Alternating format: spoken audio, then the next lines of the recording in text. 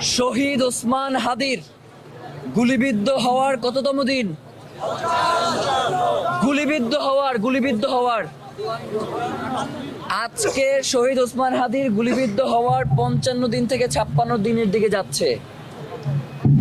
সরকারের পক্ষ থেকে আশ্বস্ত করবার জন্য এমন কোনো পদক্ষেপ নেওয়া হয়েছে যেটাতে আপনারা আশ্বস্ত হয়ে ঘরে ফিরে যেতে পারেন?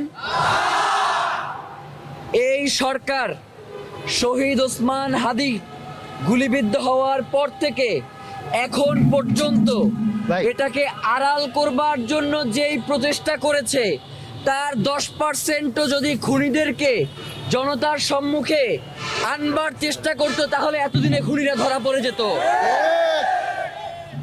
এই তদন্তকারী সংস্থাগুলো শহীদ ওসমান হাদির গুলিবিদ্ধ হওয়ার সময়, গুলিবিদ্ধ হওয়ার দিন রাত 12টায় আমাকে ফোন করে বলে যে শহীদ ওসমান হাদি যেখানে গুলিবিদ্ধ হয়েছে সেটা সিসি ফুটেজ আমি তার দিতে পারবো কিনা। তাইলে ওর কাজটা কি? ও কি করবে? ও তদন্ত সংস্থা কিসের জন্য এখানে বসে আছে? ওর ট্যাক্সের টাকা দিয়ে কি আমরা বসায় রাখছি আমি সিসি ফুটেজ দেওয়ার জন্য? প্রিয় ভাইয়েরা, এরপরে রেজওয়ানা আপা এসে বলল যে 90% তদন্তের কাজ শেষ, মাত্র আর 10% আছে, এর জন্য 10টা দিন সময় লাগবে। 7 তারিখ পর্যন্ত তারা সময় চাইছিল, শাহবাগ আপনাদের মনে নাই?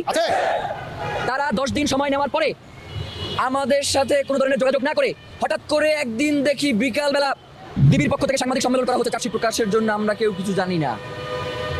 আবার পরের দিন ডিবি থেকে বলা হয় চার্জশিট আদালতে প্রেরণ করা হয়েছে, আদালত বলে চার্জশিট পাই নাই। বিকাল 5টা পর্যন্ত এই ধরনের তালবাহানা করছে। তালবাহানা করার পরে আমরা ওইখানে বলেছি এই চার্জশিট আজকে না নিয়ে আমরা কেউ যাবো না। রাত 10:45-এ আদালত থেকে চার্জশিট নিয়ে এরপরে আমরা বাসায় গিয়েছি। বাসায় গিয়ে চার্জশিট খুলে দেখি আল্লাহ কি অবস্থা। মানে এই চার্জশিটে এই খুনের পিছনে কারা রয়েছে তাদের কোনো ধরনের নামগন্ধ এই চার্জশিটের মধ্যে নাই।